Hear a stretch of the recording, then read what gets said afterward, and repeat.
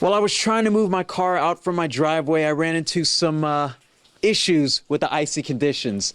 Look, folks, like many of us in Acadiana, this was my first time dealing with such intense snow. But what about our neighbors in St. Martinville? I'm Joshua Moten, your St. Martin Parish reporter, with an update on conditions in St. Martinville following the snowstorm. Actually looking pretty good. All the roads are, I'm actually out in front of the church right now. Everything looks, the roads are starting to defrost and it doesn't look like we have anything frozen. I met with the St. Martinville Chief of Police, Ricky Martin, who tells me he attributes the peaceful conditions to people staying informed through online platforms. Everything's been good.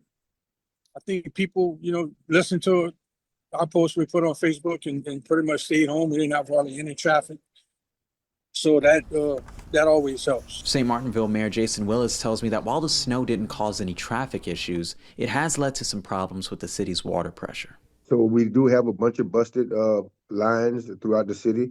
Residents have busted pipes that they probably don't even know of because it's under their house or it's behind their house or around their house. Because of it's so cold, people not really coming outside still.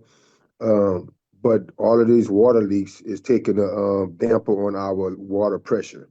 Mayor Willis explains that while the issue is not uncommon after extreme cold temperatures, the city may need to shut off water to address the problem, after which residents could be placed under a boil advisory. Is there anything the residents of St. Martinville can do to solve the issue?